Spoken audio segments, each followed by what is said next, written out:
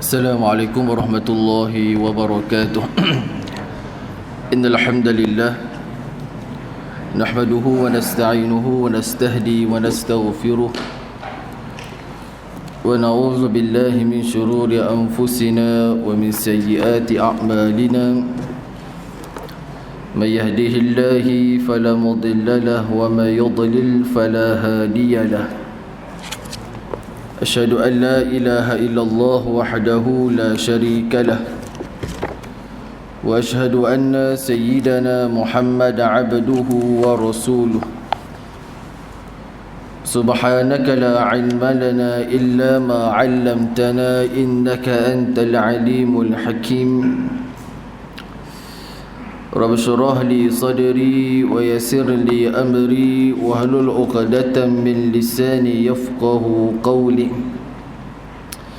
يا معلم الحكمة علمنا يا معلم الحكمة علمنا يا معلم الحكمة علمنا وذكرنا ما نسينا وعلمنا ما جهلنا اللهم أخرجنا من ظلمات الوهم وأكرمنا بنور الفهم وافتح علينا بمعرفة العلم وسهل أخلاقنا بالحلم وجعلنا ممن يستمعون قولا فيتبعون أحسنه وصلى الله على سيدنا محمد وعلى آله وصحبه أجمعين أما بعد.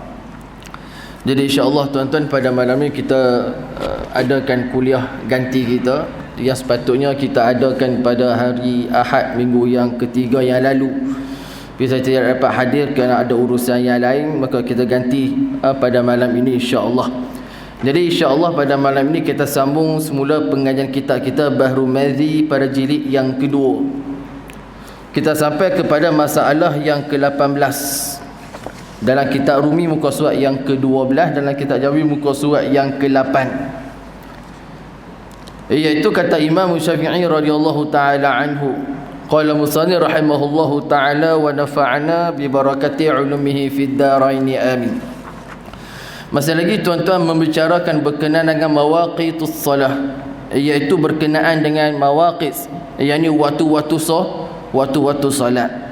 Baik, ini waktu salat yang kita bacakan ni tuan-tuan adalah secara tradisional. Maksudnya cara terdahulu, iaitu mengukur menggunakan matahari. Kita hari ni pun tuan-tuan, penggunaan jam itu pun berdasarkan kepada penggunaan matahari. Cumanya dia telah dimudahkan dengan menggunakan jam, seperti mana yang telah dinyatakan oleh para ulama yang terlibat, seperti mana ahli falak. Cuma yang kita baca ni tuan-tuan, kita mengetahui secara secara tradisional menggunakan matahari. Ala kulli hal tuan-tuan, sebagai maklumat sahaja. Baik. Masalah yang ke-18 kata musannif rahimahullahu taala wa nafa'ana bi barakati ulumihi fid darain amin. Asar bagaimana mengetahuinya pada Imam Syafi'i radhiyallahu taala anhu. Dan di dalam al-um, dan bermula waktu asar di dalam musim panas itu apabila melampaui bayang. Tiap-tiap sesuatu itu seumpama sesuatu barang yang ada ia. Dan yang demikian itu waktu bercerai daripada waktu zuhur. Itu di sisi mazhab kita Syafi'i, iaitu pada iaitu bayang-bayang dan juga objek. Maka kita akan lihat bayang-bayang dia akan mengatasi panjangnya objek sesuatu. Maka kalau kita tengah hari rembang, matahari berada di atas kepala, mana objek tidak ada bayang-bayang. Bila mana matahari tergelincir masuk waktu zuhur, maknanya dia ada bayang-bayang sikit. Tapi objek lebih panjang daripada bayang-bayangnya. Dan apabila masuk saja waktu asar, bila iaitu bayang-bayang lebih panjang daripada objek. Itu seperti mana yang ditetapkan dalam mazhab kita Syafi'i. Dan hari ni tuan-tuan tak payahlah kita ukur dah. Sebab kita pun dah ada jam. Cuma jam kita hari ni tuan-tuan, dia menepati kaedah falak. Orang ahli falak, para ulama kita dah kira dah. Dah kira semua dah, insya-Allah. Depa kira pun tuan bukan kira setahun dua, depa kira 10 tahun yang akan datang pun depa kira siap dah. Semua siap dah. Cuma kita ni tolong ikut saja waktu tersebut. Cuma secara amnya, secara umumnya sedemikian. Dan apabila adalah masa yang tiada ada bayang-bayang padanya, sebegini ditakdirkan bayang-bayang yang ada ia kurangnya. Maka apabila bertambah ia daripada kurangnya, maka itulah gelincirnya. Contoh macam musim sejuk. Kemudian ditakdirkan barang yang jikalau ada ia musim panas, penghabisan bayang-bayangnya bahawa adalah ia seumpama yang berdiri. Maka apabila melampaui ia akan demikian itu sedikit, maka sungguhnya masuklah awal waktu asar. Itu kalam Imam Syafi'i radhiyallahu taala anhu dalam Al-Um. Al-Um ni tuan-tuan kitab Imam Syafi'i radhiyallahu taala anhu. Cuma dalam Al-Um ni dia ada beberapa benda yang kita kata yang tidak diiktifakkan oleh para ulama Syafi'i yang datang kemudian. Betul, mazhab Syafi'i ni tuan-tuan dia ada kawaid dia. Dia ada usul dia. Sebab tu ada beberapa pendapat para a'immah mutaakhirin Syafi'i yang bertentangan dengan pendapat Imam Syafi'i sendiri. Ada beberapa pendapat, bukan beberapa, banyak pendapat mutaakhirin Syafi'iyah tidak mengikuti Imam Syafi'i dalam sesuatu pendapat. Di antaranya isu basuh kencing kanak laki-laki. Ya, kita mengaji dalam babnya jilid yang pertama dulu, kencing kanak laki-laki ni tuan-tuan, yang mana mereka ni tak makan atau mereka ni hanya minum susu ibu saja, ataupun dia minum susu 2 tahun ke bawah, kalau dia kencing kita ambil air kita renjih dia. Dia panggil najis apa tuan-tuan? Dia panggil najis mukhaffafah. Kita belajar macam mana kencing kanak-kanak perempuan najis mutawassithah. Al-Imam Syafi'i radhiyallahu taala anhu tak membezakan kedua-dua, sama aja. Mana kedua-duanya juga direnjis. Kencing kanak perempuan pun direnjis, kencing kanak laki-laki pun direnjis. Itu pendapat Imam Syafi'i. Tapi praktikalnya bila mana kita baca dalam kitab Syafi'iyah yang lain, tak kiralah kitab-kitab yang datang kemudian, kita akan lihat berbeza pendapat antara Imam Syafi'i radhiyallahu taala anhu dan juga para a'immah Syafi'iyah yang lain. Ini berlaku tuan-tuan dalam mazhab kita Syafi'i. Cuma saya nak sebut dekat sini apa tuan-tuan, kita di Malaysia kita lebih cenderung kepada pendapat Al-Imam Ibn Hajar Al-Haytami. Betul kalau tuan-tuan baca dalam kitab Sabilal dan kitab Matla'ul Badrain, banyak pendapat Syekh Ibn Hajar Al-Haytami mutaakhirin Syafi'iyah yang diambil dan diletakkan dalam kitab-kitab seperti Sabilal, Matla'ul Badrain, dan itulah yang ustaz-ustaz kita, tuan-tuan guru kita mengajar di majlis surau. Pengamalan kita.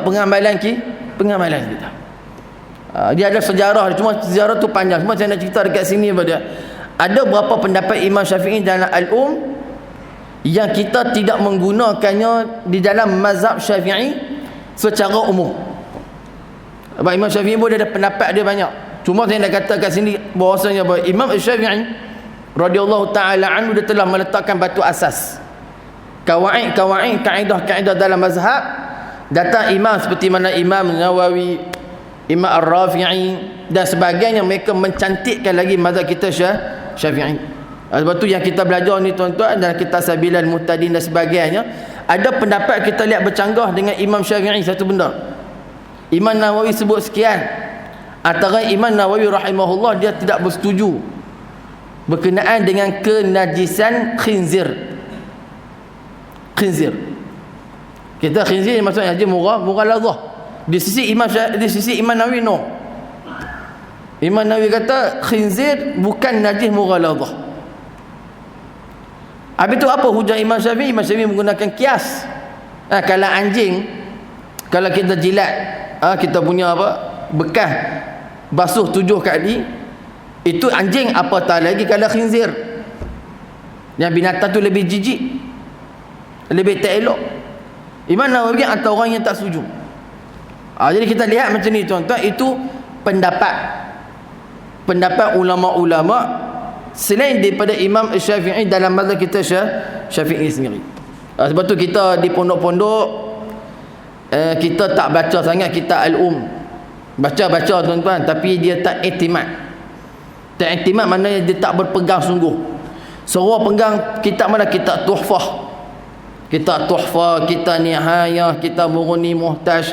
3 kitab ni kita asas. Kalau ngaji pondok daripada bawah sampai atas, nanti last sekali akan mengaji Minhajul Talibin kalangan Imam An-Nawawi. Cuma saya tu di sini pada kadang tuan-tuan jumpa. Sekarang ni kan mazhab Syafi'i dia popular. Ada orang kata Syafi'i kata lagu ni. Tapi kenapa mutaakhir ni Syafi'i kata macam ni? Itulah tuan-tuan berlakunya apa? Berlakunya khilaf dalam mazhab. Khilaf berlaku dalam mazhab. Habis ustaz, kalau khilaf kata lagu ni, kita nak ambil yang mana? Maka ambillah qaul yang muktamad dalam mazhab. Kita tanya pula, muktamad ni nak ambil tang mana ustaz? Sebab tu kita ada kitab Sabilal Muhtadin tu, Syekh Arsyad Banjari. Kita ada kitab Matala'ul Badrain. Kitab ni tuan-tuan dah cukup memadai dalam bab rubu' ibadat. Kalau kita nampak bercanggah pendapat, ni kata Syafi'i, orang kata Imam Syafi'i kata lagu ni, ni Imam Nawawi kata lagu ni, macam mana? Maka kita guna qaul yang muktamad. Sebab apa tuan-tuan? Sebab proses dalam menentukan hukum dalam mazhab Syafi'i, proses yang begitu detail. Jadi tak perlulah kita terang di sini. Cuma kalau tuan-tuan terjumpa, kita ni banyak dalam YouTube, tengok dalam Facebook, ada setengah daripada asatizah dia bawa pendapat Imam Syafi'i yang bertentangan dengan Syafi'iyah mutaakhirin. Yang kita faham dekat situ itu berlaku khilaf dalam mazhab. Jangan terkeliru. Insya-Allah kalau kita betul mengaji macam ustaz kita mengajar kita fiqh Syafi'i di masjid tu, insya-Allah kita pegang yang tu. Itu telah disaring oleh para ulama-ulama kita yang mengaji dulu di Mekah, macam Syekh Arsyad Banjari, Syekh Al-Fatani dan sebagainya. Cuma saya kata sini jangan keliru. Kata tuan jumpa Imam Syafi'i kata ini, jangan keliru. Tenang-tenang. Sebab mazhab Syafi'i kita ni luas. Dia terlalu luas. Sebab mazhab Syafi'i ni mazhab yang dominan. Semua ulama, kebanyakan majoriti ulama bermazhab dengan mazhab Syafi'i. Wa imam minal muhaddisi, minal mufassirin, minal lughawi, daripada ulama mufassir, ulama hadis, ulama nahwu, ulama lughah, kebanyakan orang Syafi'i. Orang mazhab Syafi'i. Tu yang bagi mazhab Syafi'i dia berkembang kuat masa tu. Tu nak kata kat sini tuan-tuan yang keliru lah. Sebab baru-baru ni ada orang hantar video kat saya tentang isu kenajisan tu lah. Najis khinzir, pendapat Imam Syafi'i dengan Imam Nawawi. Tu nak guna yang mana? Saya kata guna Imam Nawawi lah. Guna pendapat Imam Syafi'i. Sebab itu yang paling muktamad dalam mazhab kita Syafi'i. Imam Nawawi tu pendapat Imam Nawawi tu pendapat ikhtiyariyah, pendapat peribadi dia, tak apa. Ulama ni tuan-tuan ada pendapat peribadi sebab ulama dia tak bertaklid kepada sesuatu. Maksudnya dia tak membuta tuli dalam menuruti. So kalau dia rasa dalil dia kuat, sudah pegang. Kalau dia rasa dalil orang tu tak kuat, dia tinggalkan. Itu pendapat peribadi Imam An-Nawawi. Dalam majmuk banyak. Kalau tuan-tuan baca dalam majmuk kita akan jumpa lah. Ala kulli hal ni tuan-tuan, inilah mazhab kita Syafi'i. Baik. Masalah yang ke-19, asar bagaimana buta dan yang kena kurang mengetahuinya. Kata Imam Syafi'i radhiyallahu taala anhu dalam Al-Um, dan apabila adalah hari itu dilutupi oleh awan, atau ia kena kurang di dalam gelap, atau ia buta di negeri atau tempat yang tiada seorang pun sertanya, memperbuatlah sebagaimana telah aku sifatkan pada mengetahui waktu zuhur. Lihat masalah 17 yang lalu, telah bersalahan ia pada sesuatu intihab. Maka yang disifatkan oleh Imam Syafi'i radhiyallahu taala anhu itu tiada seseorang di dalam kesamaran lagi. Maksudnya apa tuan-tuan? Dia tak tahu masuk waktu asar. Mungkin kerana dia buta, ataupun mungkin kerana dia apa? Dia tertawan, masuk penjara. Penjara pula, penjara bukan penjara Yang ada azan, yang ada surah penjara di negara orang yang tak Islam. So macam mana dia nak iktibarkan waktu dia? Maka dia ijtihad dia lah. Dia duduk dalam penjara gelap. Dia ingat masa dia masuk penjara tu contoh pukul 12 tengah hari contoh. So dia agak berdasarkan kepada ijtihad dia, kalau dia boleh tanya, dia tanya dekat pegawai penjara jam pukul berapa. Tapi kalau dia tak boleh tanya tu, maknanya pegawai penjara pun buat tak tahu, tak dapat maklumat, tak dapat akses maklumat daripada luar. So dia buat apa? Dia hanya berijtihad setakat mana kemampuan dia, setakat mana kemampuan. Selari. Sebab tu kalau tak dia akan tanya orang. Kalau tentu kalau penjara kita di Malaysia tak masuklah. Penjara kita ni bagus tuan-tuan. Tapi nak kata kalau penjara ni penjara orang bukan Islam contoh. Majoriti negara tu adalah orang bukan Islam. Kita masuk dalam penjara mereka. Nak semayang wajib semayang kecuali mati ya. Semayang kena semayang. Tu macam mana kena tanya pegawai penjara. Ni pukul apa cikgu? Orang kata pukul 12 tengah hari. Saya tak masuk waktu lagi. Jadi agak dengan ijtihad kita, sungguh yakin maka semayang dah. Walaupun dia semayang tu belum masuk waktu zuhur, dia semayang sah, ya sah. Kemudian dia semayang asar, belum masuk waktu asar, masih lagi dalam waktu zuhur, maka sah semayang dia. Walaupun dia semayang zuhur dalam waktu asar contoh, dia target ataupun dia ijtihad, zuhur tu terlewat sikit, masuklah waktu asar, yang dia sangka itu adalah waktu zuhur, maka dia semayang zuhur, dan niat zuhur sah tak? Tetap sah semayang dia. Itu bagi orang yang tidak boleh akses maklumat tentang waktu sembahyang. Dia kena ijtihad, dia kena ada ijtihad. Seperti mana Dajjal yang akan datang nanti ke bumi kita tak lama lagi, bila wallahu alam tak tahu. 40 hari dia akan berada di atas dunia. Yang Nabi SAW sebut satu hari bersamaan dengan setahun. Satu hari. 2 hari bersamaan dengan apa? Sebulan. 3 hari bersamaan dengan seminggu. Habis daripada 3 hari, hari-hari biasa balik. Betul, ada ulama kata ke zaman Dajjal matahari tak tenggelam. Matahari stay di atas. So apa kita nak buat, nak semayang masa tu? Ini benda ni ditanya oleh sahabat Nabi SAW, macam mana ya Rasulullah maksud tu waktu sembahyang. Kata Nabi SAW, faqaddiruha, engkau takdirkan dia. Maksud takdir kau ijtihad, dan masa tu jangan risau sebab masjid pun tak ada orang dah. Masjid pun tak ada orang pun tak kisah bab sembahyang, itu zaman fitnah. Tapi ada orang mukmin nak sembahyang, faqaddiruha, kata Nabi, engkau takdirkan dia. Takdir apa? Agak-agak lah. Tengok tadi jam pukul apa Bukit Jana tadi? Pukul 12 tengah hari. Tengok jam, ke 1 dah. Boleh bayang 1.10 bayang. Kemudian asar, tengok matahari tak condor langsung. Tak dah nak kata nak tenggelam, tak ada tu atas kepala tu. 4.30 dah masuk waktu asar bayang. Habis 4.30 tengok matahari tak tenggelam, tapi maghrib dah 7.30 dah sembahyang. Isyak 8.30, matahari di atas kepala lagi, sembahyang isyak. Tu bagi takdir. Mana dengan ijtihad kita, matahari di atas. Dan masa tu tuan-tuan zaman fitnah, maknanya zaman yang orang kata orang tak kisah dah sembahyang. Macam mana nak sembahyang Ustaz? Bagi saya baik kita tak ada lagi waktu tu, mati lagi baik tuan-tuan. Jangan kita bercita-cita nak jumpa. Saya ni Ustaz bercita-cita sangatlah nak jumpa Dajjal. Jangan. Nabi larang. Nabi tak menggalakkan. Hatta dalam Sahih Muslim ada orang berani cabar Dajjal. Hanya dia seorang je berani cabar Dajjal. Akhirnya dia dibelah jadi 2. Dilemparkan ke timur dan juga barat. Dajjal panggil balik pencantum dia. Dia seorang je berani cabar Dajjal. Dan para ulama di kalangan minal syurahul hadis mengatakan laki-laki tersebut adalah Imam Nabi Khidir alaihi salam. Ada kata dia satu orang laki-laki yang soleh.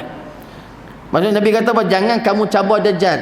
Maksud Dajjal datang, jangan challenge dia, lari kalau ada gunung ganang, ada bukit bukau, lari. Jangan sekali-kali jumpa dia. Tahu lah dia nak main Bukit Jana. Bila nak main pukul 9 pagi, pakai-pakai ada buat demonstrasi depan masjid. Tak boleh. Kena pergi lari. Jangan jumpa, sebab apa? Jumpa dia terkenalah fitnah. Ramai dia akan jadi pengikut kepada Dajjal. Buat saya nak cerita dekat sini pada waktu semayang tadi tu. Zaman tersebut zaman yang penuh dengan ujian dan juga cabaran. Tapi urai semayang terlalu sedikit. Alhamdulillah, hari ini kita masih lagi semayang. Mudah-mudahan zuriat kita dan keturunan kita termasuk di kalangan mereka yang beribadat. Baik. Kemudian masalah yang ke-20, semayang maghrib dan waktunya. Pada Imam Syafi'i radhiyallahu taala anhu katanya, tiada bagi waktu maghrib itu melainkan satu, dan kenyataan yang demikian itu ialah waktu lenyapnya matahari. Dan demikian itu diterangkan di dalam hadis. Jadi Imam Jibril alaihi salam bagi Nabi sallallahu alaihi wasallam dan pada lainnya. Ya, masalah yang ke-9. Telah berkata Imam Syafi'i radhiyallahu taala anhu, dan boleh ambil kira lebih patut akan masuk maghrib itu oleh orang yang sembahyang pada masa lindung awan akan harinya. Begitu juga orang yang kena kurung di dalam tempat gelap atau orang yang buta. Maka ambillah kira lebih patut, tu mana ijtihad kita lah tu, akan masuk maghrib itu sebagaimana aku sifatkan mengetahui waktu zuhur. Lihat masalah yang ke-17. Dan takhirkan akan dia hingga difikir bahawa masuk waktunya ataupun sudah melampaui masuknya. Dia kata Imam Syafi'i radhiyallahu taala anhu, waktu maghrib ni singkat. Sebab itulah tuan-tuan kita ambil pendapat tidak ada sembahyang qabliyah maghrib. Sebahagian daripada para ulama Syafi'i. Sebab ada kata masuk waktu maghrib ni dia singkat. Azan, iqamah, sembahyang, sunat habis waktu maghrib. Singkat. Lebih kurang dalam nusus sa'ah, setengah jam je waktu maghrib. Tapi pendapat para ulama yang kedua dah, waktu maghrib ni sampai waktu isyak. Mana maghrib ni sampai dah waktu masuk waktu isyak. Kalau isyak 8.30 lah habis maghrib. Maka itu menjadi khilaf di kalangan ulama-ulama Syafi'iyah. Jadi ada orang yang mengambil jalan apa tuan-tuan, dia mengambil jalan untuk bersemayam maghrib tu dengan cepat. Sebab kita baca dah hadis Jibril dulu. Jibril datang waktu zuhur, habis waktu zuhur ni atas. Kemudian masuk waktu asar, sebelum masuk waktu asar dia turun. Itulah rutin dia 4 waktu. Tapi waktu maghrib lain. Waktu maghrib Jibril turun, Jibril bersama dengan Nabi SAW habis sembahyang. Jibril kata inilah waktu maghrib. Seolah-olah maghrib ni waktu dia singkat sangat. Sebab tu ada pendapat di kalangan para ulama Syafi'iyah mengatakan pada tak disunatkan sembahyang qabliyah maghrib. Dia panggil betul dalam mazhab kita Syafi'i secara muktamadnya qabliyah maghrib dipanggil sunat ghairu muakkad. Ghairu muakkad. Tapi kalau ada orang buat setengah masjid surau buat, ya silakan. Asalkan pada qabliyah maghrib jangan terlalu panjang. Panjang sampai 15 minit qabliyah maghrib tak boleh lah. 10 minit qabliyah maghrib tu. At least lah tuan-tuan, paling tidak 5 minit. Habis saja iqamah, habis saja azan, la ilaha illallah, baca doa, pakai-pakai bangun sembahyang qabliyah maghrib 5 minit lah. Sebab kita nak dapat waktu maghrib tu. Nak dapat waktu maghrib. Itu pendapat di kalangan ulama Syafi'iyah. Pada sudut semayangnya dan semayang sunat. Sekarang kita di tempat-tempat kita taping ada masjid buat. Ada masjid yang tinggal kan. Macam masjid tuan-tuan tak sembahyang qabliyah maghrib. Tuan-tuan turun iqamah. Tempat saya di pokok asam pun sama juga. Turun iqamahnya. Kalau batu kurang lagi bagus. Azan la ilaha illallah tak ada doa lagi, iqamah dah. Lagi laju. Tu belah-belah sana. Depa cepat-cepat. Kita tak apa, tak ada masalah. Kalau tuan-tuan sembahyang qabliyah maghrib pun mudah-mudahan ada ganjaran pahala. Yang keduanya tuan-tuan, tak terkejar-kejar sangat. Tak terkejar-kejar. Macam saya ngajak di Batu Kurau, memang terkejar-kejar. Lagi-lagi kalau maghrib masuk awal pukul 7. Memang terkejar. Kadang-kadang kita pula ada kuliah asar. Guna nak balik rumah, nak ambil kita, nak pecut lagi. Jadi kalau ada qabliyah maghrib itu dia ada renggang sikit. Dia ada renggang, ada waktu nak sampai. Tapi ala kulli hal benda ni khilaf. Tu kalau tuan-tuan nampak ada masjid belah-belah di Kuala Lumpur, dia belah Selangor dia orang amalkan qabliyah maghrib tak apa. Kita raikan. Tapi kalaulah tempat tersebut habis azan maghrib terus iqamah, jangan sembahyang sunat. Makruh. Itu ada hadis larangan Nabi SAW, tidak ada solat ketika mana iqamah hendak dilaungkan. Macam hari ni kita pakai jam kan. Jam tu dia ada minit waktu sembahyang. Sembahyang sunat iqamah daripada azan sampai iqamah contohnya ada 6 minit contoh. Sempatlah kita sembahyang qabliyah. Kita mai lewat. Mai ni tuan-tuan lagi 50 saat lagi. Mana Tok Bilal nak iqamah. Maka ketika tu tuan-tuan tak perlulah tuan-tuan sembahyang qabliyah. Hanya sembahyang asar ataupun sembahyang waktu tersebut. Tapi ada orang kata pula, ustaz rugilah ustaz tak sembahyang qabliyah. Betul juga. Oleh itu tuan-tuan buatlah lepas daripada sembahyang fardu. Tak ada masalah. Contoh macam maghrib subuh ni tuan-tuan 2 rakaat solat sunat fajar khairun minad dunya wa ma fiha. Kata Nabi SAW, sembahyang sunat subuh tu lebih baik daripada dunia dan isi dunia. Sembahyang sunat qabliyah subuh. Jadi kita kata solat sunat fajar. Kita melambat. Mungkin malam kita tidak lewat dan sebagainya, kita melambat. Bila nak iqamah dah. Dan ketika tu tuan-tuan tidak ada solat sunat melainkan hanya solat fardu sahaja. Maka siapa yang sembahyang sunat ketika mana Bilal mengkumandangkan azan ataupun dia nampak Bilal nak iqamah dah, maka sembahyang dia ketika itu hukumnya makruh.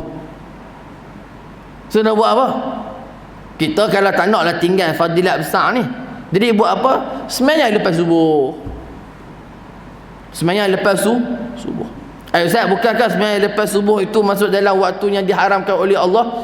Ya, betul. Tapi pada sembahyang sunat tertentu, bukan pada sunat-sunat qabliyah subuh. Sebab apa tuan-tuan? Sebab qabliyah dengan ba'diyah dia ada waktu dia. Qabliyah dengan ba'diyah dia ada waktu. Kalau tuan-tuan perasan tahun 2020 bila mana kita habis Covid bulan 6 tu dah habis dah. Bulan 3, bulan 4, bulan 5, bulan 6 tu kita dah sembahyang jemaah. Apa SOP daripada Majlis Agama Islam? Tak ada sembahyang qabliyah, tidak ada sembahyang ba'diyah. Maksudnya masuk main masjid, azan, terus sembahyang, doa-doa balik. Tak ada qabliyah, tak ada ba'diyah. Kebetulan pula tuan-tuan, saya waktu saya imam, saya tugas imam lagi masa tu, SOP tu keluar masa saya jadi imam. Jadi bila mana nak sembahyang ni tuan-tuan, kita dah habis azan, saya kata kat Bilal tunggu ustaz, saya baca dulu SOP. SOP ni semua okey. Yang depa marah tak sembahyang qabliyah tu. Jemaah bising. Jemaah kata ustaz apa ni ustaz, tak boleh sembahyang qabliyah apa semua ni, rugilah kami. Saya kata nak buat macam mana ni, SOP kena ikutlah. Saya kalau tak ikut ni pula kan, dia kata agama tarik lagi pula tak boleh main terus. Saya kata tak apa, relax, tenang. Habis adalah bunyi. Kemudian balik rumah, buka kitab Takrirat As-Sajidah. Kita ringkas tentang mazhab kita Syafi'i. Yang menariknya tuan-tuan, pentakrifan qabliyah dan juga ba'diyah. Apa qabliyah ni tuan-tuan? Qabliyah ni iaitu sembahyang sunat yang dilakukan sebelum daripada sembahyang fardu. Tu yang pertama. Yang kedua, bila waktunya adalah selepas daripada azan, maksudnya selepas daripada masuk waktu tersebut. Contoh zuhur dia ada qabliyah. Maka qabliyah zuhur bila mana habis ataupun masuk saja waktu solat zuhur. Maka bermulalah qabliyah zuhur 2 rakaat pun boleh, 4 rakaat pun boleh. Dan bila tamat sembahyang qabliyah zuhur ni, tamatnya sembahyang qabliyah iaitu tamatnya waktu tersebut. Kalau zuhur 1:30 masuk waktu zuhur 1:30 bermulalah qabliyah. Bila tamat qabliyah tu 4:30 masuk waktu asar lagi. Jadi kalau kita sembahyang zuhur dulu, tak sempat sembahyang qabliyah sebab apa? Sebab bila nak iqamah. Habis saja sembahyang zuhur, doa dan sebagainya, kita pergi belakang, buat qabliyah dan buatlah ba'diyah. Boleh guna lagi Ustaz qabliyah? Ya, boleh guna. Sebab apa? Sebab dalam waktunya lagi. Sebab habis qabliyah bila iaitu selepas daripada masuk waktu berikut. Macam tu juga dengan ba'diyah. Syarat ba'diyah apa dia? Setelah menunaikan solat fardu. Contoh dia sembahyang zuhur dah, baru ada ba'diyah. Selagi mana tak sembahyang zuhur, tak sembahyang asar, tak sembahyang zuhur, tak sembahyang maghrib, tak sembahyang isyak, maka tidak ada namanya ba'diyah. Tidak ada namanya ba'diyah. Tu kalau kita balik rumah, sempat tu buat kat rumah, sempat. Boleh Kita tak main tadi, main subuh tadi, tak ada nak sembahyang qabliyah subuh. Main imam dah nak dah start sembahyang dengan imam. Habis itu tuan-tuan nak balik rumah pun boleh, nak sembahyang belakang tu pun boleh, silakan. Tak ada masalah. Jadi bila mana kita terang balik dekat jemaah, fahamlah. Okeylah. Maknanya baru ada maklumat, kita boleh akses maklumat tersebut. Qabliyah tu maghrib, qabliyah macam tu, ba'diyah macam tu. Jadi kita boleh adjust waktu kita. Nah, macam kuliah maghrib kan, sampai isyak. Ada tengah masjid, tengah surau ni dia tak azan, dia iqamah terus. So kita dah luput qabliyah ni, qabliyah isyak. Walaupun qabliyah isyak ni dia sunat ghairu muakkad.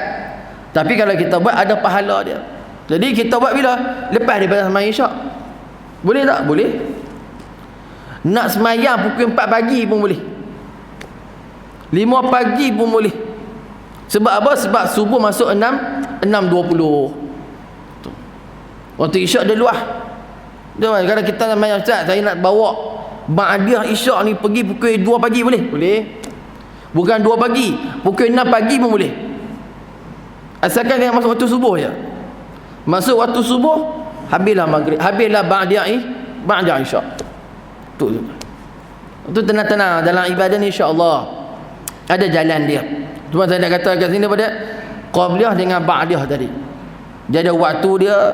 Cuma saya tengok sebab ramai di kalangan kita kalau bila nak iqamah tu dia kalun nak sembahyang sunat, tak payah. Tak apa, sembahyang fardu je.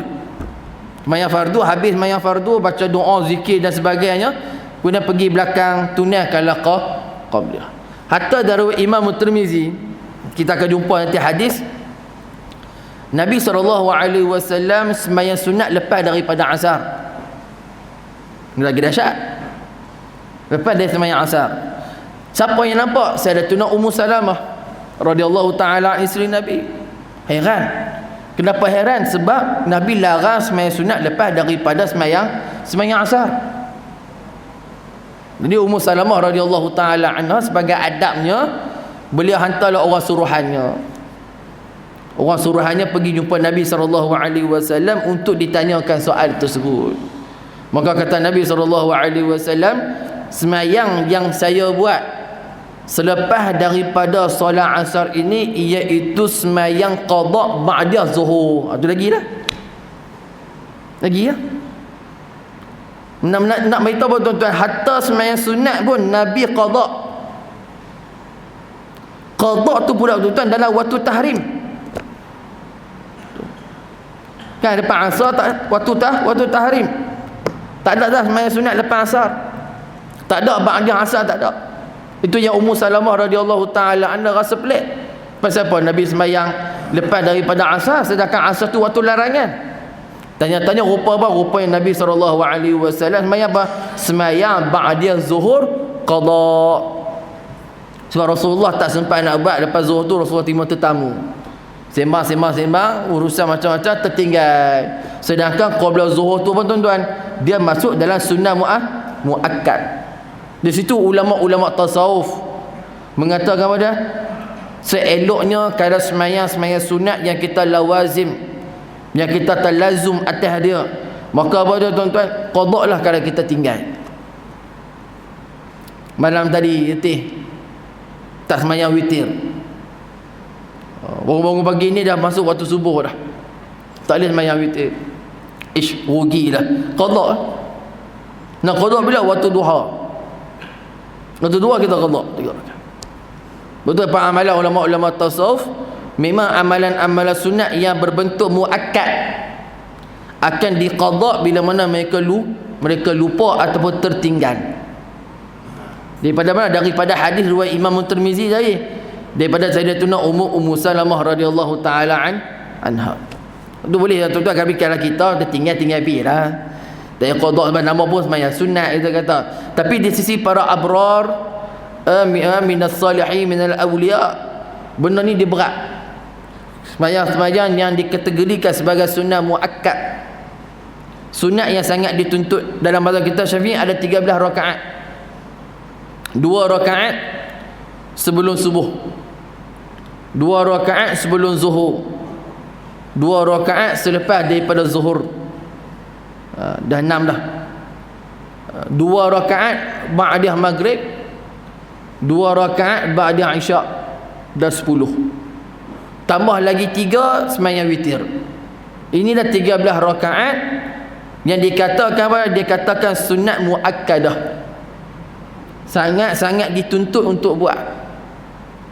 Sehingga kan setengah daripada amalan ulama-ulama sufi, mereka menganggap 13 rakaat ni sebagai kemestian.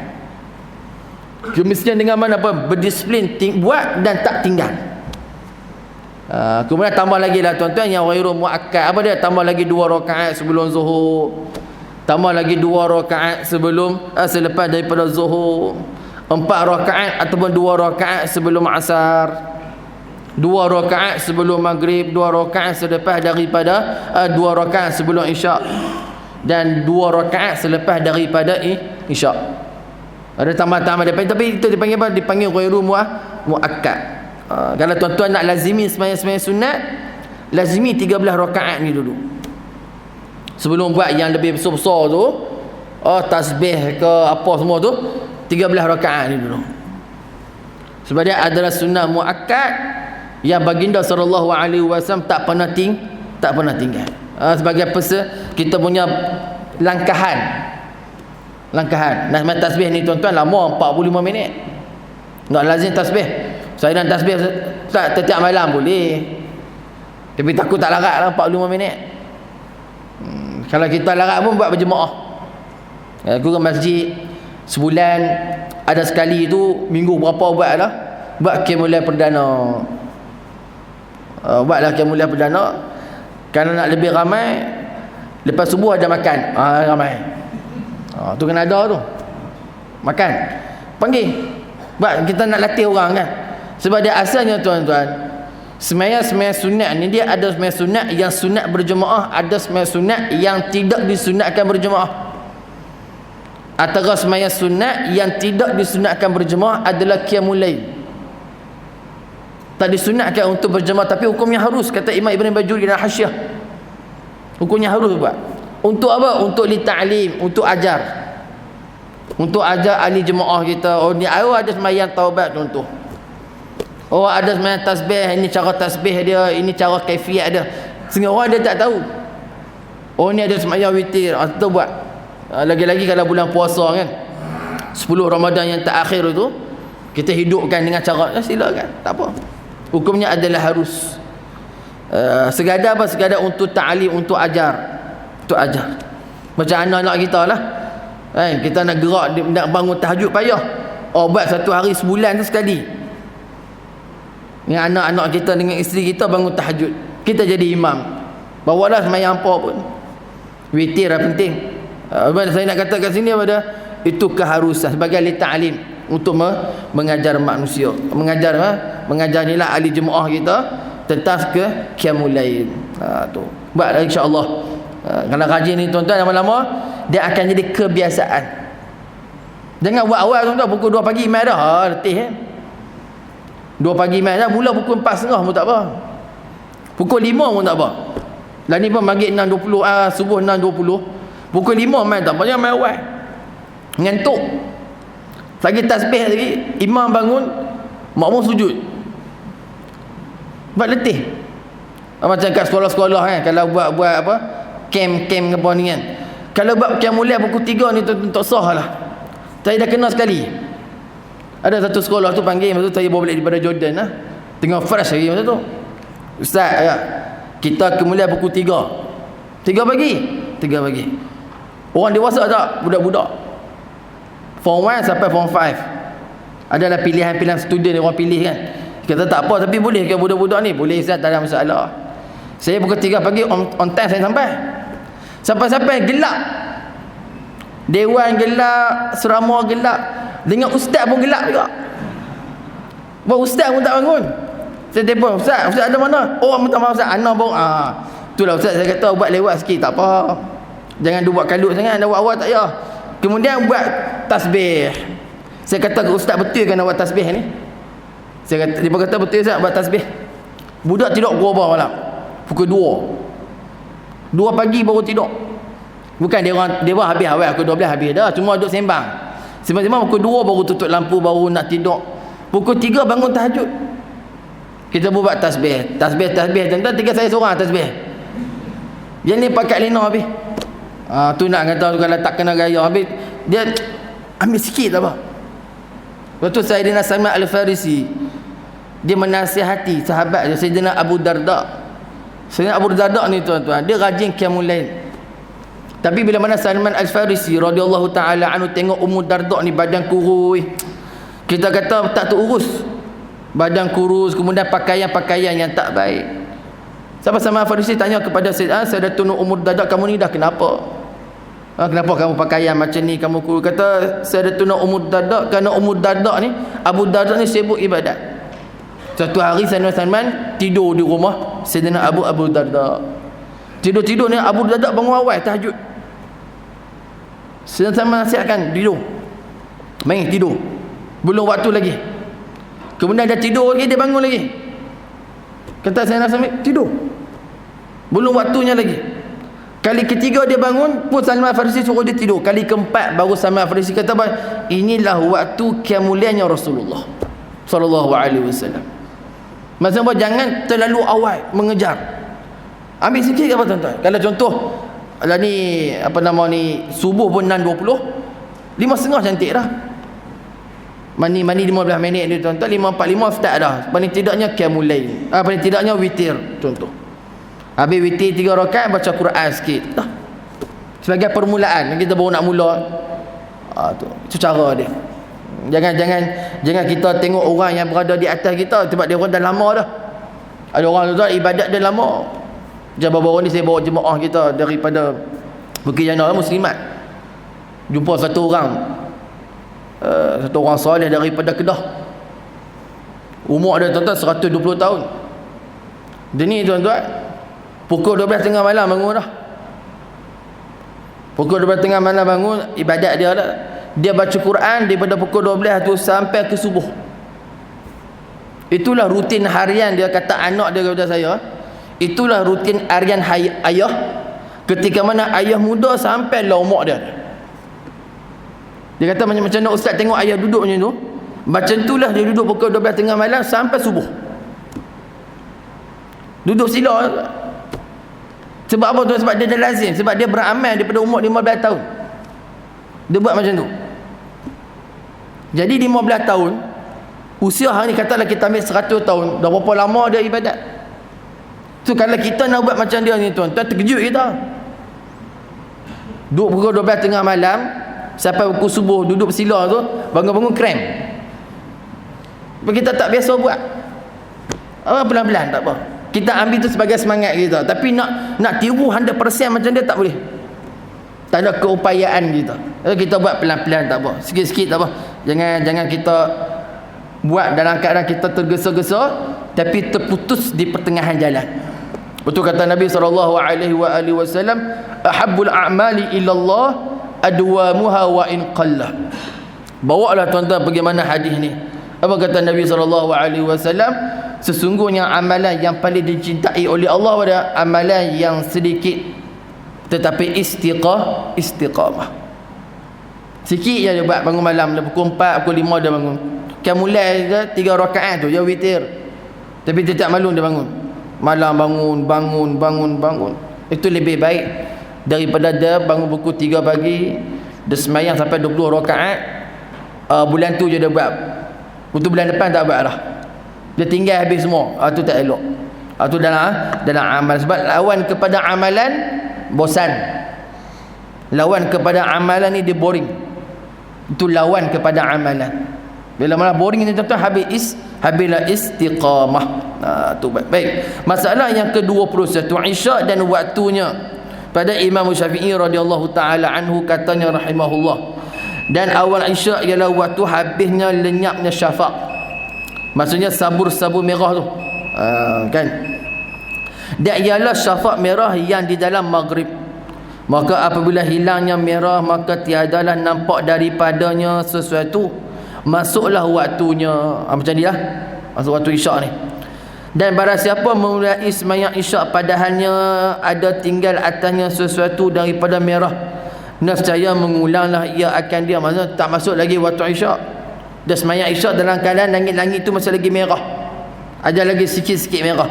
Maka kata Imam Syafi'i, sembahyang waktu tu tak sah, wajib dia ulang balik sembahyang.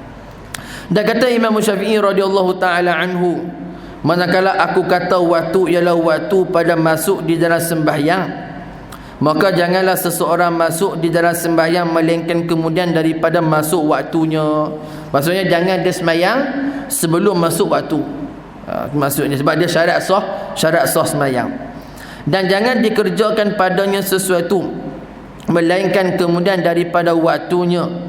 Dan jangan takbir sekalipun dahulu daripada masuk waktu, kerana takbir itulah pintunya. Dan takbir tu Allahu Akbar tu lagi seminit lagi nak masuk waktu.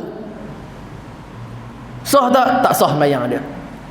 Sebab apa tuan-tuan? Sebab takbir tu adalah permulaan kepada sembahyang. Betul kalau kita baca dari kitab Qaulul Tamfir Ahkam Al-Imam wal Ma'mum, antara larangan bagi makmum takbir bila dia takbir sama dengan imam, boleh batal sembahyang. Tak sah ikutan dia dengan imam. Betul Nabi sebut dalam riwayat Imam Tirmizi, "Idza kabbara imam fakabbir." Bila mana imam takbir, maknanya takbiratul ihram Allahu Akbar, barulah engkau takbir. Kalau ada sama tuan-tuan, contoh imam takbir Allahu Akbar, dia pun sama Allahu Akbar dengan imam, sama-sama, maka sembahyang jemaah dia tidak sah.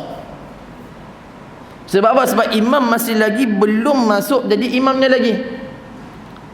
Masuk waktu imam bila? Iaitu bila mana imam habis takbir, baru sah kita ikut dia sebagai imam. Sebab tu kalau takbir bersama dengan imam serentak, maka dia satu mazhab kita Syafi'i tidak sah ikutan dia pada imam. Tapi kalau dia sembahyang, contoh rukuk sama dengan imam, contoh i'tidal sama dengan imam, sujud sama dengan imam, duduk atau duduk sama dengan imam, contoh, benar-benar ni contoh hukumnya makruh. Sebab apa makruh? Sebab dia dah masuk dalam sembahyang dah. Tapi takbir pintu kepada sembahyang. Kalau imam masih lagi belum sempurna takbir, maka kita tak boleh ikut dia jadi imam. Bila mana dia sebut Allahu Akbar, maka ketika itulah kita sebut Allahu Akbar. Kalau kita sebut dia pun sebut dia bar, kita pun bar, maka tak sah kita ikut pada dia. Maksudnya kita ni jadi batal. Tapi kalau contoh macam rukuk dia sama dengan imam, i'tidal, itu hukum dia makruh. Sebab apa? Sebab dia dah sembahyang dah. Yang takbir ni dia permulaan pintu.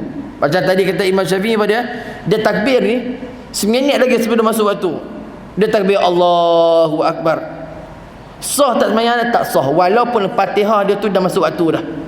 Dia baca Fatihah tu masuk waktu dah, tapi takbir tu tak masuk waktu, maka tak dikira lah sembahyang dia. Itu kata Imam Syafi'i radhiyallahu taala anhu, dan itu benda ittifaq dalam mazhab kita Syafi'i.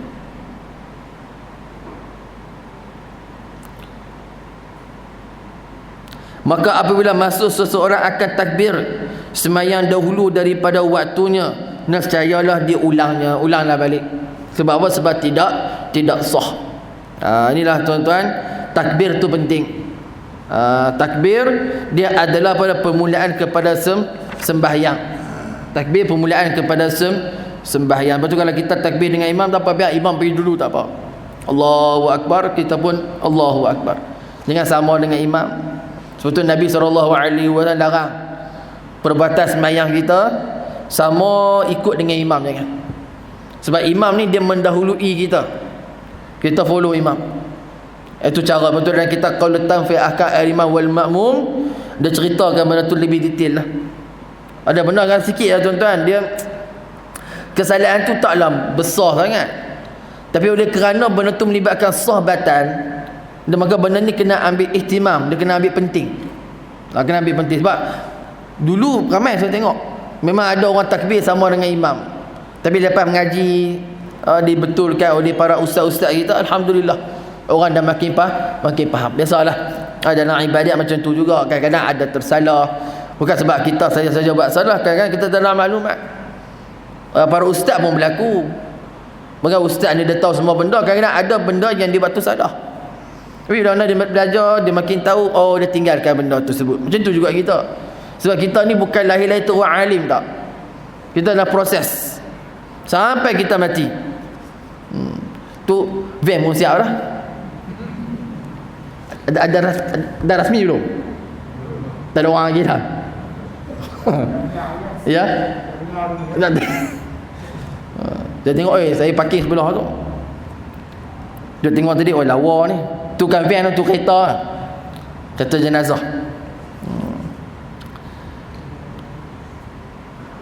Jadi nak kata maklumat tadi, maksudnya maklumat tu kita akan dapat bila mana kita belajar lah. Jadi kalau ada salah-salah ni tuan-tuan, itu biasa. Kesalahan itu biasa. Cuma kesalahan yang biasa tu bila mana salah diperbetulkan, kita memperbetulkan, itu lebih baik daripada satu orang yang dia tahu dia salah, dia kekal dalam kesalahan. Itu tak baik lah. Tapi kalau dia salah, kita perbetulkan, kawan-kawan, sahabat-sahabat, imam memperbetulkan, maka dia perbetulkan kesalahan dia, itu lebih baik. Dan segala kesalahan dan kesilapan itu mudah-mudahan diampunkan dan dimaafkan oleh Allah Subhanahu wa taala. Wallahu a'lam. Insya-Allah kita akan sambung masalah yang ke-22, subuh dan waktunya pada Imam Syafi'i radhiyallahu taala anhu. Ni semua cerita bab mewakil lah tuan-tuan, bab tentang waktu-waktu sembahyang. Wallahu a'lam. Ya.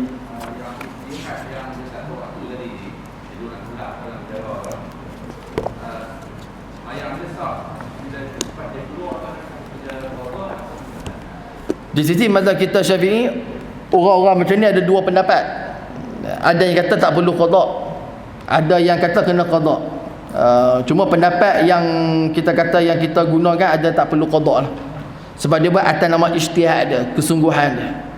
Atas nama kesungguhan dia. Cuma ada dua khilaf lah dalam mazhab kita Syafi'i. Saya lebih cenderung kepada tak perlu qada. Indal Hanafiyah pun sama juga. Berarti mazhab Hanafi pun orang macam ni tak perlu qada. Sebab apa? Sebab ijtihad dia tu. Ijtihad tu pun dah kuat dah. Sebila mana dah kuat, maka dia sembahyang ikut ijtihad dia, maka sah. Cuma ijtihad dia tak terpakai pada kawan dia sekali. Contoh dia satu partner dalam bilik, ataupun dia kawan tu duduk bilik sebelah. Dia tanya kawan ni masuk waktu, dia kata ikut ijtihad aku masuk waktu lah, masa mengaji kat Bukit Jana tu. Kawan sebelah kata tak kot, dia tak boleh sekali. Maksudnya orang ni dia kena ada ijtihad dia sendiri, maka dia tak boleh nak berpegang kepada ijtihad orang lain. Kalau ijtihad dia tu ijtihad dia lah. Kalau yang nombor dua ni dia kata tak, abai aku tak masuk waktu lagi, aku pulang lah, dia akan ikut ijtihad dia. Betul, ijtihad ni dia terguna pakai pada diri kita, bukan terpakai pada orang lain. Tak. Macam contoh masuk hutan lah, nak tasbihkan kiblat. Tiga-tiga orang tak ada ilmu pun, tapi ijtihad mereka masing-masing. Masing-masing rasa macam ni, maka dia ngadak lah. Ada kata mengadak sini, mengadak lah situ. Ada kata mengadak sini, mengadak. Sebab apa? Ijtihad tu dia bukan ijtihad macam ijtihad fiqah imam-imam kita ni tak. Mana kesungguhan hati kita, kesungguhan hati kita, ke mana kita nak menghadap ke arah kiblat, contoh masalah. So kita saja guna. Kalau yang A, yang si B ni dia rasa belah lain, dia ke sana. Sebab itu dia panggil ijtihad, kesungguhan hati dia. Tapi kalau dia ada ilmu, dia ada kompas contoh, dia bawa orang masuk hutan contoh, dia ada kompas, dia pakar dalam cari kiblat, maka kena pakai dia. Tapi tiga-tiga tak ada apa, nak kata ilmu pun tak ada, apa pun tak ada, cuma nak kena sembahyang. Tu masing-masing berijtihad masing-masing. Tu wallahu a'lam.